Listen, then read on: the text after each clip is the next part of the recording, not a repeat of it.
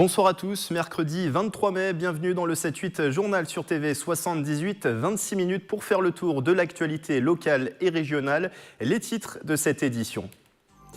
L'inauguration hier de classes laboratoire à Elancourt. Le projet Bouge ta classe a été lancé à l'école élémentaire de la Commanderie. Un espace pédagogique innovant pour apprendre autrement. Dans ces salles, l'enfant pourra être assis, debout ou encore allongé. Explication dans ce journal. Elancourt qui accueille demain la 3e édition de Skirob, un challenge de codage et de robotique à destination des jeunes qui se déroule au Prisme. Pour en parler, Claire Lebet, pilote du projet, et Anne Capio, conseillère communautaire de Saint-Quentin en Yvelines. Et puis les premières livraisons sont prévues pour 2020. Le projet d'habitat participatif Tintamarre suit son cours à la Verrière. Il regroupera 17 logements autour d'une mare. Nous recevons 2 futurs habitants, Hassan Kamar et Pascaline Rodier. Avant de développer ces titres, à la suite de la grève à la SNCF, 11e phase du mouvement en pointillé des cheminots, directement impacté par la mobilisation, les utilisateurs vont pouvoir se faire rembourser 50% du pass Navigo pour les mois d'avril et mai. Annonce ce matin de la présidente LR de la région Valérie Pécresse. Ces remboursements concerneront uniquement les usagers des lignes franciliennes de la SNCF. Un site dédié sera ouvert à la mi-juin pour effectuer sa demande de dédommagement. Côté trafic, les perturbations vont se poursuivre demain à Saint-Quentin en Yvelines pour la journée de jeudi. Ce sont les mêmes prévisions qu'aujourd'hui. La moitié des trains circuleront, un train sur 2 pour tous les axes qui concernent le territoire, le RERC et les lignes N et U du Transilien. Les dernières informations sont à consulter sur le site transilien.com. Une retraite annoncée à 49 ans, David Douillet va quitter la vie politique. Il l'a confirmé dans une interview à nos confrères du Parisien. L'actuel président de la fédération Les Républicains des Yvelines ne sera pas candidat à sa succession en octobre. Et l'élu va tout de même terminer son mandat de conseiller régional LR qui court jusqu'en 2021. David Douillet se dit déçu par certains cadres du parti et ne partage pas la ligne actuelle de son président national Laurent Wauquiez. Au cours de sa carrière, l'ancien judoka aura brigué notamment les sièges de député des Yvelines, secrétaire d'État et ministre des Sports sous les gouvernements Fillon. Le président du département des Yvelines, Pierre Bédier, et la conseillère régionale Alexandra Dublanche, notamment, sont en course pour prendre la tête de LR 78. À Elancourt, l'inauguration donc mardi soir du projet Bouge ta classe. 10 classes pilotes dans 6 écoles élémentaires disposent notamment de nouveaux espaces pédagogiques. Une évolution sur la façon d'appréhender l'espace. Terminé le tableau noir et les rangées de pupitres. Les détails avec Wilfried Richy et Patrick Jacques de Dixmude. Repenser, réaménager, ces salles de classe de l'école élémentaire de la Commanderie à Elancourt doivent permettre de faciliter les enseignements. Ne cherchez plus les bancs, ni l'estrade et son tableau. Ici, l'on peut s'asseoir confortablement et l'on peut même circuler pendant les cours. Un enfant de 10 ans n'est pas fait pour rester pendant 6 heures assis devant une table. Il a besoin de bouger, il y a des postures. Et donc ça lui permet de changer de posture et de mieux se concentrer. Et de prendre l'acte d'apprendre comme du plaisir. Donc c'est important. Il a plusieurs sites, il peut changer, il change d'exercice. Et c'est ce qui renouvelle ses stimuli et qui augmente sa concentration et donc sa mémorisation et donc ses résultats scolaires. Les évolutions ne s'arrêtent pas là puisque l'usage des tablettes, des robots ou de la visioconférence donne lieu à un avant-goût de l'école du futur. Ces classes repensées sont le résultat d'un travail mené depuis 10 ans. Avec les outils numériques, on est obligé d'apprendre autrement, avec une autre posture. Donc, on a fait un concours par les enseignants en leur demandant d'imaginer leur classe autrement avec les outils numériques, ce qu'ils ont fait. La société Manutan s'est ensuite chargée de concrétiser les idées. Pour les résultats, les enseignants notent déjà un encadrement simplifié des élèves en difficulté et une plus grande autonomie des plus aguerris, ce qui devrait permettre de généraliser ces changements aux autres écoles de la ville et dans les autres communes. Une tentative supplémentaire de remonter au classement PISA qui évalue les performances des systèmes scolaires dans le monde. La Finlande figure de modèle en matière de nouvelles classes, y pointe au 5e rang. La France est actuellement 25e.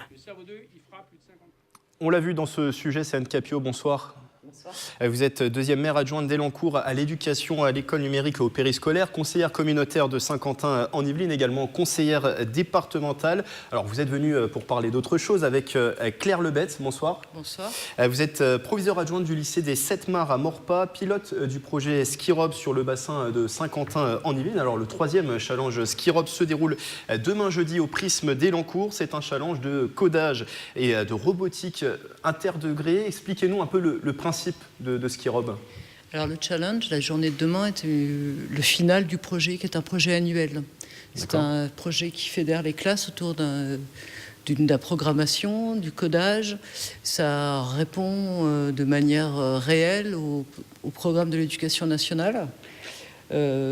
Interdegré, puisqu'on accueille des maternelles au lycée. Donc c'est des classes de tout niveau. De tout niveau. Il y a 40 classes, 30 établissements sur toute l'agglomération de Saint-Quentin. Et vous en avez dit 2 mots. C'est un travail qui s'est fait sur une année. Finalement, ça sera la finalité demain. C'est un travail pluridisciplinaire qui permet d'aborder le codage, la robotique, mais aussi les mathématiques, la logique, l'art plastique, l'art visuel, le français, puisque tout le monde doit travailler toute l'année. Donc les professeurs travaillent en collaboration, en mutualisant leurs pratiques tout au long de l'année. Et demain, c'est le final. Alors ce challenge est financé en grande partie par Saint-Quentin en Yvelines, 80%, 20% par la ville d'Élancourt. Anne Capio, pourquoi est-ce important pour l'agglomération et pour la ville d'Élancourt d'investir sur la robotique? Pourquoi la robotique est-elle un sujet important? Alors, en fait, la genèse de ce challenge a eu lieu il y a 4 ans, puisqu'il avait eu lieu il y a 4 ans à l'initiative de la ville d'Élancourt, puisque le maire d'Élancourt et le président de la communauté d'agglomération, Jean-Michel Fourgousse, est très connecté sur ces sujets. Et Saint-Quentin a décidé de faire de son territoire un territoire numérique. Et donc, c'est la raison pour laquelle, cette année, l'éducation nationale a repris ce projet, mais Saint-Quentin-en-Yvelines a souhaité être partenaire de ce projet pour prouver la volonté de Saint-Quentin sur les territoires de faire un territoire numérique et notamment au niveau des écoles. On l'a dit, vous êtes élu à Élancourt, là où sont mises en place depuis plusieurs années des tablettes numériques dans les écoles, des robots également, la robotique, le numérique plus globalement. En quoi sont-ils intéressants dans l'éducation, à votre avis? Alors, là, ce serait peut-être plutôt à la spécialiste de l'éducation d'en parler, mais c'est vrai que les retours que l'on a des enseignants sur ces pratiques de codage informatique, c'est plus de concentration, plus de confiance en soi. Et puis quand on programme, sous le contrôle de Mme Lebette, mais quand on travaille sur un projet de programmation numérique, on collabore, on discute, on travaille ensemble, et c'est important. Oui, la robotique, finalement, c'est très transversal. Ça va nécessiter des connaissances aussi bien en mathématiques, en langage, aussi géométrie, gérer l'espace. Ça permet d'aborder toutes sortes d'éléments du programme, cette fois, de manière concrète et réelle. Ça permet d'avoir des experts, donc les professeurs qui arrivent, qui présentent leur discipline de façon réelle, ce qui est beaucoup plus motivant.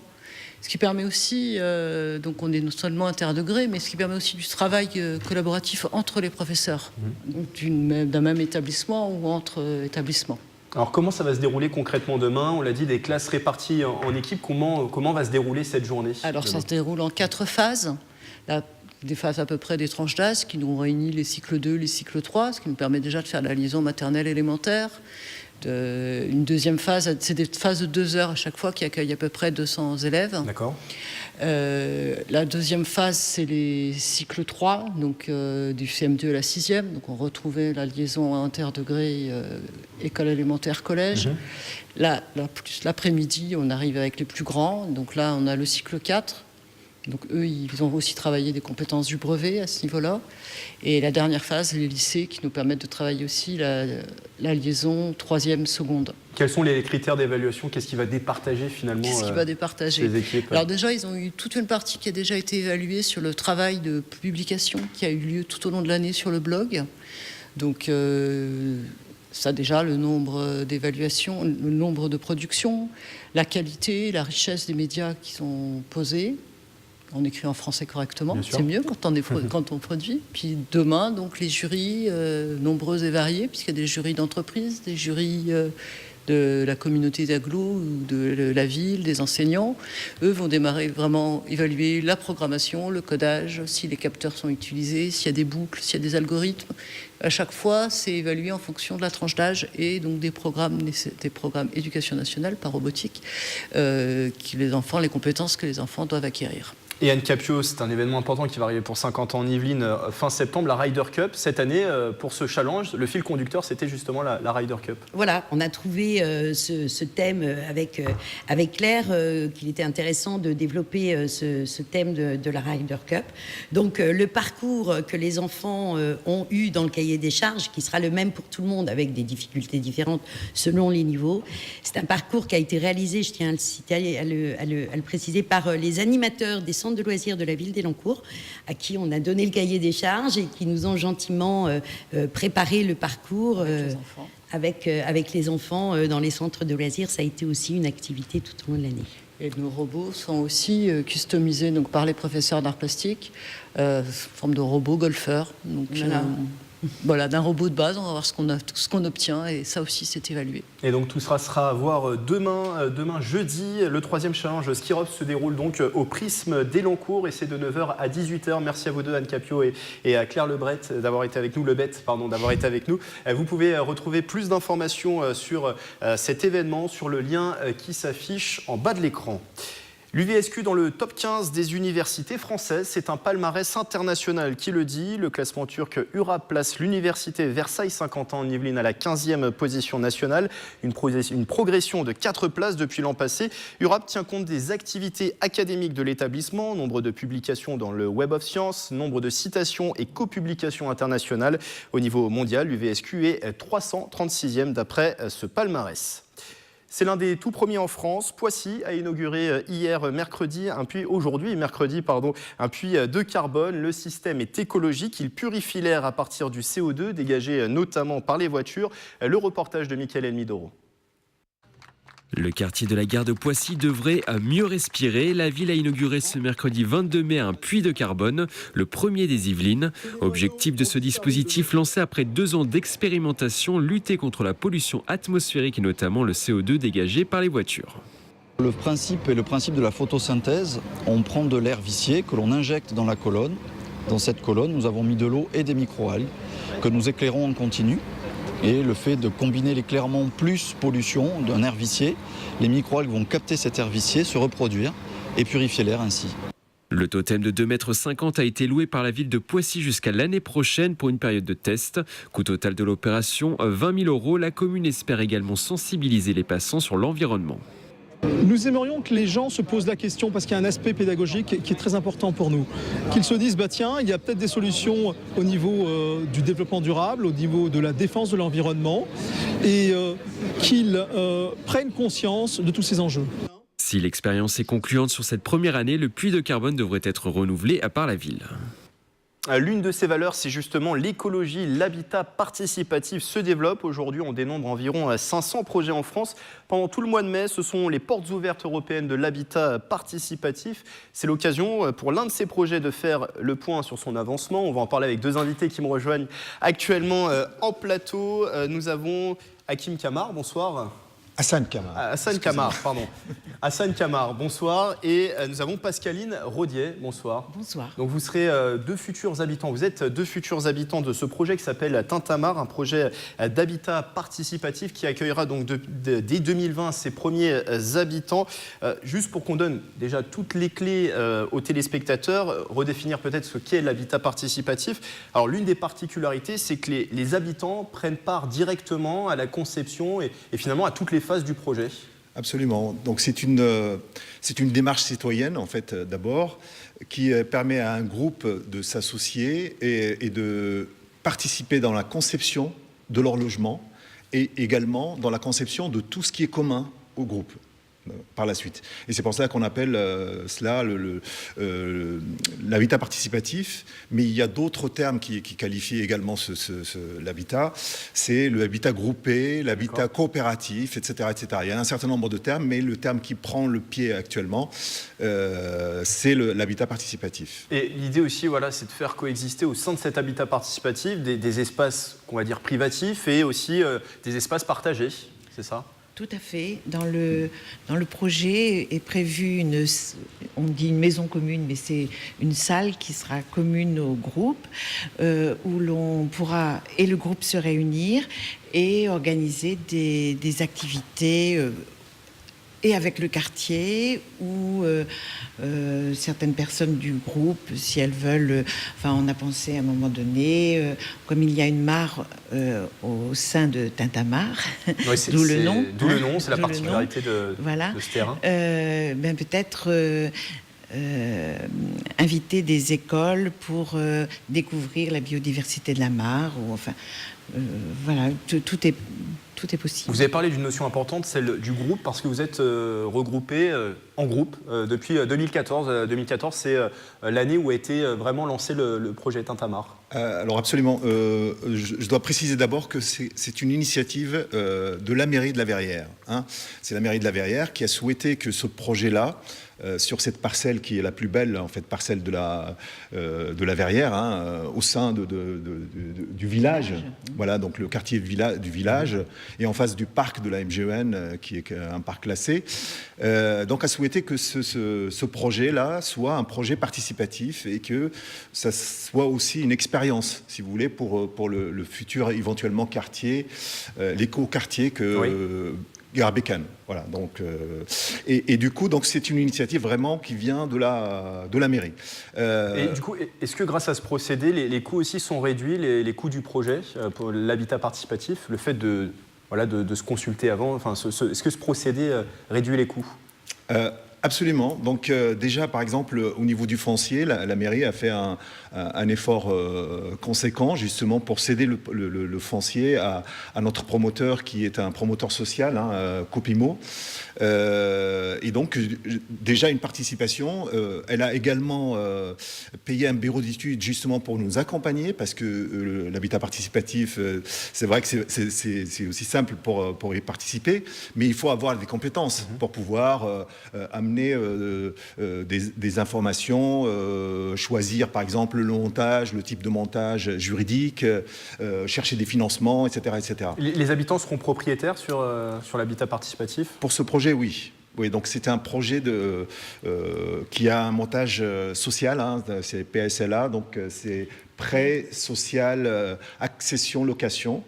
Donc ça veut dire qu'on est au départ locataire et puis après au bout de 6 mois on peut lever l'option ou on peut éventuellement la lever à partir de 6 mois ou jusqu'à 4 ans. Voilà. Alors ce sont 17 logements qui seront construits, des habitants qui vont venir vivre. Vous êtes 2 futurs habitants. Où en est le projet aujourd'hui? Où en est-on, Alors, Pascaline? on doit déposer normalement là fin du mois le permis de construire. Ça a été un peu retardé du fait du PLU qui est devenu PLUI, enfin bref. Plan local d'urbanisme intercommunal. Donc, voilà. Ce projet a été ralenti, là il a repris sa route? Oui, parce qu'il y a eu un recours justement sur le PLUI qui a été mis en place. Et donc du coup, le Conseil d'État a déterminé que nous n'étions pas concernés pour ce projet par le recours. Et donc du coup, on pourrait éventuellement déposer le permis de construire selon le PLUI. Donc première livraison prévue en 2020, c'est ça? 2020, exactement. Et donc c'est une parcelle qui fait 4000 m² avec une mare et donc, de 600 m² à peu près, qui était classée d'ailleurs. Et nous souhaitons justement cette mare est autour de l'ensemble des habitants, serait autour de la mare. Donc du coup, ça permet de donner une zone humide qui sera aussi réaménagé dans le cadre du projet. Donc il y a un aspect écologique, on l'a compris. Absolument. Est-ce qu'il reste aujourd'hui, ça va être ma dernière question, des logements disponibles? Est-ce que des personnes intéressées peuvent rejoindre votre projet? Absolument. Donc nous avons nous sommes déjà à la recherche de 8 familles à peu près. Nous sommes actuellement 8 familles fermes. Donc presque 10. Là. Presque 10, très bien. Parce qu'il y a des nouveaux accédants qui arrivent. Mais vous savez, donc le projet participatif, c'est un projet à longue haleine. Donc ça veut dire qu'il y a des personnes qui rentrent dans le projet, et puis après ressortent parce que justement, ils ne peuvent pas attendre 2 ans, 3 ans pour avoir un logement. Et donc du coup, il y a un renouvellement, si vous voulez, au sein du projet pendant... en fait, un projet d'habitat participatif, généralement, dure 5 ans, minimum.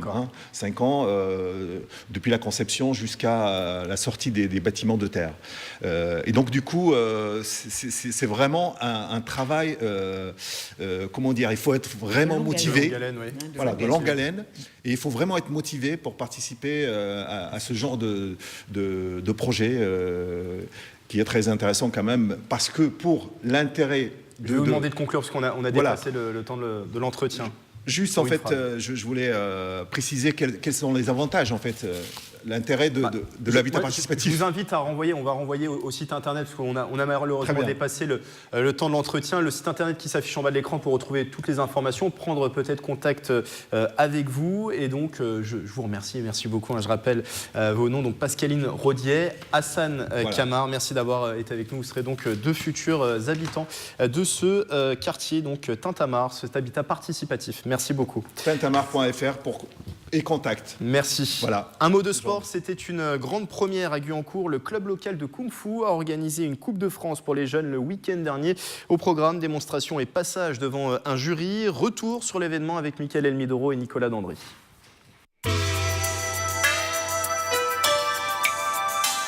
Un parfum d'Asie flottait ce samedi 19 et dimanche 20 mai au gymnase des droits de l'homme à Guyancourt.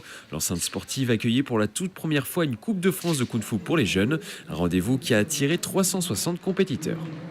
Ils ont fait les compétitions dans les différentes régions et ensuite ils ont été qualifiés, c'est-à-dire ceux qui sont qualifiés viennent pour les championnats, pour la Coupe de France jeunes. Et donc là, ils viennent de tout le territoire français, même d'outre-mer, qui viennent de Martinique, de Guadeloupe, de Corse aussi où nous avons. Donc nous avons la France et les dom-tom qui sont représentés aujourd'hui. Sur les tatamis, tous les participants doivent impressionner les juges avec des figures réalisées sur plusieurs minutes. Nous avons une représentativité de la pratique qui se fait en France, des styles traditionnels, ce qu'on appelle les styles imitatifs, comme le tigre, le singe, la montre religieuse. Nous avons des styles comme le style de Shaolin aussi, qui sont très répandus, qui sont connus à travers le temple de Shaolin. Ça, c'est les styles à main nue. Et après, nous avons les formes avec armes. Des techniques que les jeunes Guyancourtois du CKW Dragon Noir, le club organisateur, connaissent par cœur. On imagine qu'il y a plusieurs personnes qui viennent nous attaquer à la fois. Du coup, il faut les combattre tous. On donne un coup de pied dans la cheville, ou on donne 2 coups de poing d'affilée dans la tête. Sinon, on fait un saut et on donne un coup de pied là et le pied il vient là pour claquer. La Coupe de France des jeunes pourrait revenir en 2019 à Guyancourt. Le club devrait à nouveau se porter candidat auprès de la Fédération française. Petit voyage dans le temps à présent. Le week-end dernier, le château de Breteuil proposait de découvrir le domaine tel qu'il était en 1900. Une reconstitution historique avec un défilé de l'élégance auquel ont assisté Camille Lambert et Nicolas Dandry.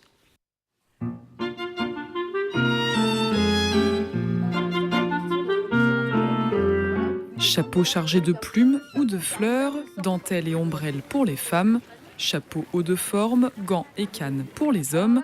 Le temps d'une journée, le château de Breteuil s'est retrouvé plongé à la mode de la belle époque. Breteuil en 1900, c'est une période de grands changements. Une véritable effervescence s'empare du château. Déjà, il y a des travaux considérables dans le château. On apporte tout le confort moderne. Henri Duchesne, un célèbre paysagiste, va transformer les jardins à la française, le parc à l'anglaise. Et en quelque sorte, l'aspect du château tel qu'on le connaît aujourd'hui, eh bien, on le doit à tous ces travaux du début du XXe siècle. Une reconstitution pour rendre l'histoire vivante, l'occasion de découvrir un patrimoine culturel. Les 40 figurants ont échangé avec le public pour présenter leurs tenues, parfois venues de toute l'Europe. Et donc là, nous avons l'Écosse avec nous. Ils se sont rendus chez le marquis de Breteuil, donc ils étaient habillés en conséquence. Donc c'était les grands chapeaux à plumes, les blouses blanches et les grandes jupes. C'est des tenues qui ont vocation à ce que les femmes puissent marcher avec. Et donc c'est, si je puis dire, une tenue d'une femme de la bourgeoisie assez aisée, qui part en promenade pour un pique-nique, ce que nous avons fait aujourd'hui. De visiter le château, de voir toutes ces belles choses et puis de voir ces gens-là. C'est des costumes magnifiques et vraiment on est dans l'ambiance et on oublie qu'on est en 2018. Un défilé de l'élégance pour un bond dans l'histoire. Un autre voyage est prévu le 3 juin, cette fois au Carnaval de Venise. Avant de revenir au présent et de vous laisser avec le 7-8 culture de Mélanie Poquet, des véhicules anciens ont investi les rues de Rambouillet dimanche dernier. C'était la 8e édition de la bourse d'échange rétro auto moto. Manon Varaldo, Nicolas Dandry. Entendre le bruit du moteur, prendre soin de sa voiture jusqu'à la faire importer, certains exposants sont épris de leur véhicule de collection. C'est un véhicule qui vient des États-Unis, de Los Angeles, qui est de 96. Je l'ai rapatrié directement par l'Allemagne et donc ensuite je l'ai restauré. C'est un véhicule qui est resté 12 ans dans le département de la police. Une passion dévorante pour les voitures à l'image de Lydie, son mari, propriétaire d'une Chevrolet coupée. Elle est vraiment dans son jus, on n'a pas touché à la peinture ni à ses flammes, tout est d'origine. Une passion qui s'étend également pour son univers. Notre passion, c'est tout ce qui est années 50, 60, le rockabilly, le rock'n'roll, voilà, tous les chanteurs de ces années-là, quoi. C'est notre passion, notre maison, elle est dans la collection aussi avec, donc c'est vraiment dans notre corps, quoi. C'est notre passion dans nos veines. Les chineurs de pièces automobiles étaient au rendez-vous pour cette bourse d'échange organisée par l'association Le Rendez-vous de la Reine. On a une 50aine d'exposants, voilà, et les gens viennent pour vendre des pièces, exposer aussi des voitures anciennes. Notre club date de 2008. On arrive toujours des fois à trouver des choses qu'on ne trouve pas ailleurs. Des enjoliveurs, des rétros, petits supports d'interrupteurs, des petites choses comme ça, quoi, voilà. Peut-être pas neuve, mais bon, qui est en bon état. Ce qui est intéressant, c'est d'échanger avec les propriétaires et puis de trouver la petite merveille qu'on va pouvoir ajouter à notre collection. Amateurs de véhicules anciens, si vous désirez agrandir votre collection, rendez-vous l'an prochain. C'est la fin de ce journal. Très bonne soirée sur TV78.